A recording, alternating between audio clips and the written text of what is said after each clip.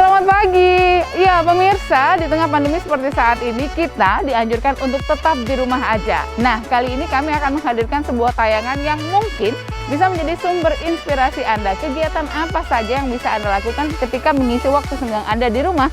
Kami akan menghadirkan serba-serbi tanaman hidroponik, dan saya akan segera menemui Kak Rudi selaku seorang penggagas tanaman hidroponik yang ada di Kota Palembang.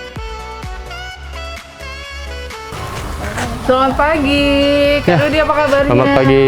Iya, Kak Rudi, kita ngobrol-ngobrol nih tentang hidroponik ya, tanaman hidroponik. Nah, ini menarik juga kalau misalnya melihat di sini kan banyak sekali nih tanaman jenis tanamannya. Bisa diceritakan nggak sih gimana sih awalnya bisa akhirnya benar-benar serius di tanaman hidroponik ini?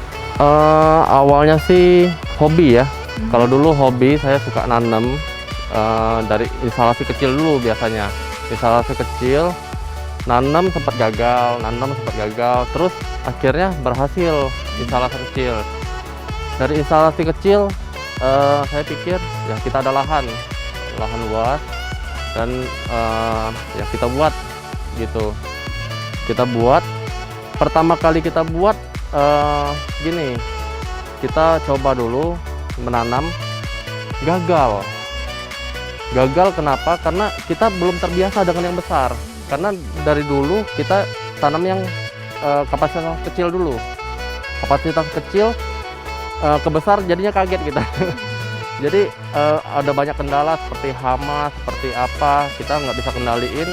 Jadi sempat gagal, tapi akhirnya kita belajar terus, dan sampailah saat ini. Jadi awalnya dari instalasi kecil ini maksudnya hidroponik yang ada di rumah begitu? Iya, yang rumahan, yang kecil, yang dulu bentuknya A gitu. Jadi itu awalnya jadi yang menginspirasi akhirnya bisa membuka hidroponik memang seluas ini begitu ya, iya. Pak Rudi ya. Nah, kalau tanaman pertama itu yang dicoba di media seperti ini tuh apa? Kalau tanaman yang pertama tuh biasanya pakcoy ya. Pakcoy sama selada kita. Itu tanaman yang sangat umum sekali untuk sekarang, jadi ya untuk belajar juga sangat cocok itu. Jadi kalau sudah katakanlah terjun serius di dunia hidroponik, kalau boleh dikatakan begitu, itu sejak tahun berapa sih sebenarnya? Kalau terjun seriusnya itu dari tahun 2008, semenjak saya kepikiran mau buka hidroponik secara besar. Jadi 2008 sudah 12 tahun ya? Kurang lebih. 2018, sorry. 2018. Iya, baru sorry. 2 tahun begitu. Baru 2 tahun. Sudah sudah cukup serius begitu mengembangkan tanaman hidroponik. Iya. Kalau di sini tanaman apa saja ini? Di sini ada banyak macam, seperti ini selada. Ada yang selada jenis romaine, ada bayam, kangkung, pakcoy, ada samhong, pagoda, gitu. Yang menjadi apa ya, tantangan tersendiri ketika ingin mengembangkan hidroponik itu untuk menjadi sebuah bisnis yang serius itu sebenarnya apa sih? Tantangannya itu adalah ada banyak ya sebenarnya. Yang pertama kita harus membuat sayur itu berkualitas dulu. Yang pertama kita harus jauhin dari hama. Jadi hama itulah faktor yang paling merusak. Kalau untuk skala produksi gini kan, kalau kita sudah kena hama, ya kita bisa tidak panen gitu. Jadi itu faktor yang paling menantang, hama. Jadi kita sudah pakai greenhouse kayak gini, kita harapkan hama sudah berkurang, dan kita harus jaga kebersihan kita. Terus yang kedua, kita dari segi penjualan juga, kalau dulu bermasalahnya ya awal-awal kita masih belum ada konsumen ya. Jadi kita terus menanam, dan akhirnya banyak juga konsumen yang datang. Seperti itu. Jadi memang dari awalnya itu ketidaksengajaan, kemudian bisa akhirnya menjadi sesuatu yang bisa diseriusi begitu ya, Kak Rudi ya? Harusnya bisa. Iya, harusnya bisa. Nah, kalau berbicara tentang tanaman hidroponik ini kan media tanamnya itu sebenarnya air ya, yang jadi sumber utama. Iya. Nah, kalau misalnya untuk luasan yang seperti sebesar ini, kemudian airnya apakah memang ada kriteria khusus begitu? Kalau dari segi air, kita pakai air hujan. Air hujan yang kita endapin. Kita endapin sekitar 1 sampai 2 minggu gitu baru bisa kita pakai. Kenapa saya pakai air hujan? Karena air hujan memiliki kadar ppm yang rendah kalau menurut saya.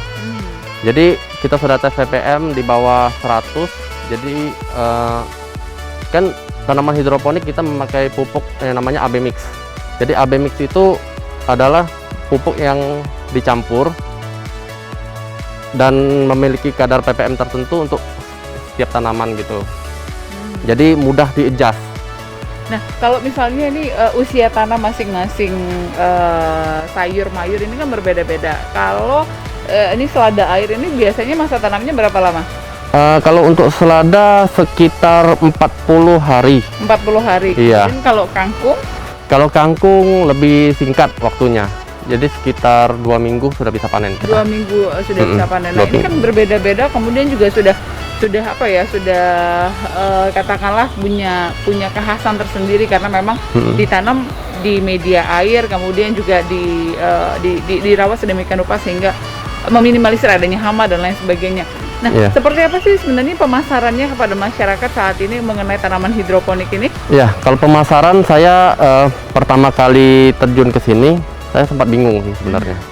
Sempat bingung mau dipasarin kemana gitu, atau lewat media sosial atau apa. Tapi saya kemarin pernah pikir juga, atau kita pasarin lewat sekolah-sekolah gitu. Jadi kebetulan ada sekolah yang menawarkan mau datang ke sini, mau datang untuk field trip. Jadi field trip itu menjadi kesempatan kita untuk menawarkan sayur. Jadi untuk anak-anak TK yang datang, biasanya ibu-ibunya juga datang. Jadi ibu-ibu datang lihat kita punya sayur yang hidroponik, lebih bersih, lebih terjaga kualitasnya karena kita tidak memakai pestisida sama sekali. Tidak memakai pestisida. Iya. Ini juga harusnya dibagikan kepada masyarakat di luar. Sebenarnya apa sih manfaat ketika kita itu mengkonsumsi tanaman hidroponik itu? Apa bedanya dengan mengkonsumsi katakanlah makanan sayuran biasa? Sebenarnya kalau dari rasa mungkin agak berubah ya. Jadi tanaman hidroponik ini teksturnya lebih crunchy, lebih enak lah daripada yang konvensional biasa. Dan lagi kalau kita dengan secara hidroponik dan memakai greenhouse gini, hama tidak ada, otomatis kita tidak pakai pestisida sama sekali. Nah, kalau pestisida tuh sebenarnya tidak ada rasa. Jadi kita tidak bisa membedakan sayuran hidroponik dengan yang biasa gitu. Jadi kita bisa menawarkan ya, kita tidak pakai pestisida sama sekali untuk menjaga kualitasnya. Jadi otomatis lebih sehat begitu ya? Otomatis lebih sehat harusnya. Tanaman hidroponik. Kemudian kalau misalnya setiap kali panen ini begitu ya, apakah memang ada ataupun juga tidak ada pembeli? Ini semuanya ketika sudah masa panen tiba semuanya akan dipanen atau seperti apa Kak Dudi? Sebenarnya harus dipanen semua. Jadi tidak ada pembeli, harus dipanen semua karena semakin lama tanaman itu akan semakin besar dan kualitasnya semakin tidak bagus. Justru semakin menurun ya? Semakin menurun. Terus yang kedua, dia akan menarik hama. Jadi hama kalau sudah menghinggap ke satu tanaman, dia bertelur. Kalau kita tidak panen, dia akan menyebar. Jadi kalau memang masanya panen, ya harus kita panen. Nah Kak Rudi, ini juga yang menarik, kira-kira prospeknya ketika kita berusaha untuk melirik nih tanaman hidroponik ini, baik itu untuk konsumsi sendiri atau juga akhirnya menjadi sebuah ladang bisnis begitu. Bagaimana prospeknya saat ini? Untuk saat ini prospeknya masih terbuka luas karena kesadaran masyarakat untuk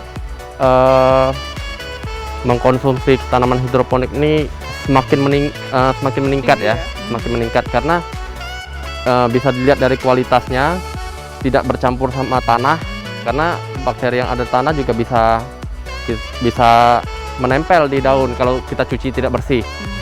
Itu yang pertama. Yang kedua, kita bisa jauhin dari pestisida. Nah, itu aja. sejak pandemi ini melanda, seperti apa? Apakah berdampak terhadap penjualan, pemasaran, atau justru semakin meningkat karena customer itu bisa langsung delivery service saja untuk memasak Iya. apa saja tanaman, apa saja sayuran yang ia butuhkan begitu. Untuk masa COVID ini, jadi kita sebenarnya kewalahan karena banyaknya pesanan dari konsumen.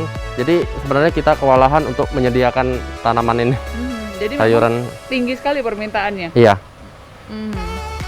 Jadi karena memang mungkin masyarakat banyak yang memilih untuk tidak berbelanja ke pasar. Benar. Tidak Jadi berbelanja ke mall. saya tanya kenapa tidak belanja ke pasar, ya males, takut gitu kan. Jadi ya kebanyakan online gitu. Kalau pada saat bulan suci Ramadan ini seperti apa pemesanannya? Apakah ada pengaruhnya juga begitu? Untuk bulan suci Ramadan ini tidak ada pengaruh sih, malah ya semakin meningkat gitu.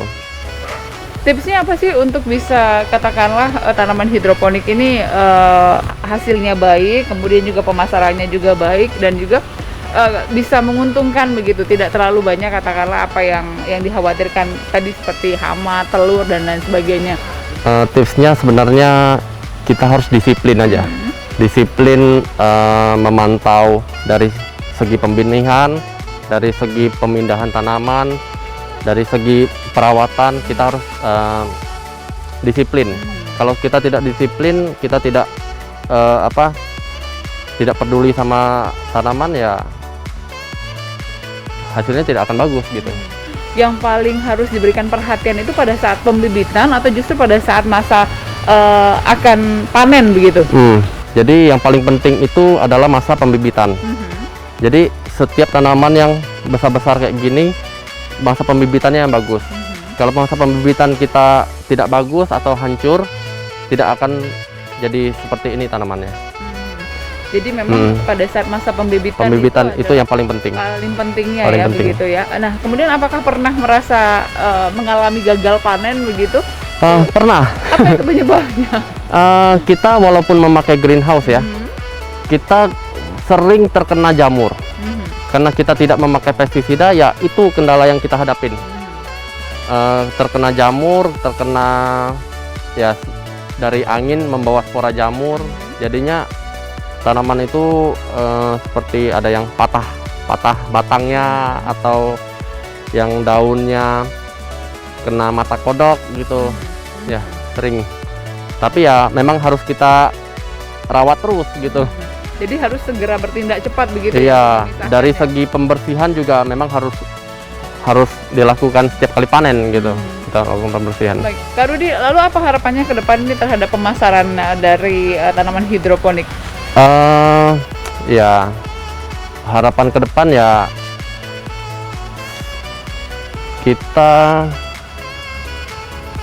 saya berharap semua orang bisa menanam tanaman hidroponik. Karena kalau kita lihat dari negara maju juga tanaman konvensional tuh sudah mulai ditinggalkan ya.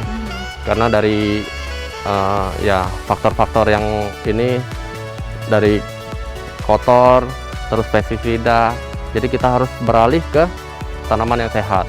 Jadi memang lebih sehat, kemudian juga terjamin bagaimana cara tanamnya, kemudian dan juga bebas pestisida begitu ya. Benar sekali. Baik, sukses terus ya Kak Rudi ya. Semoga tanaman hidroponik ini bisa semakin diterima di masyarakat, kemudian juga pemasarannya semakin oke, dan juga tentunya selama pandemi ini merupakan salah satu jawaban dari apa yang diharapkan masyarakat untuk tidak keluar rumah tapi tetap mengkonsumsi makanan sehat. Ya, sukses terus ya Kak Rudi ya. Semoga tanaman hidroponiknya ini semakin diterima di tengah masyarakat karena memang sayuran hidroponik ini lebih sehat, kemudian juga bebas pestisida dan yang pasti lebih terjamin kualitasnya. Terima kasih, sekali lagi sukses untuk Kak Rudi. Ya pemirsa, demikian tadi serba-serbi tanaman hidroponik bersama Kak Rudi. Ini salah seorang penggiat tanaman hidroponik yang ada di Kota Palembang. Semoga ini bisa menjadi inspirasi untuk Anda mengisi waktu luang selama pandemi. Siapa tahu Anda akhirnya bisa mengembangkan tanaman-tanaman hidroponik dengan memanfaatkan lahan-lahan kecil yang ada di rumah kita, pekarangan kita sendiri. Demikian bingkisan dari Sumatera Selatan, kita kembali ke Jakarta. Selamat pagi.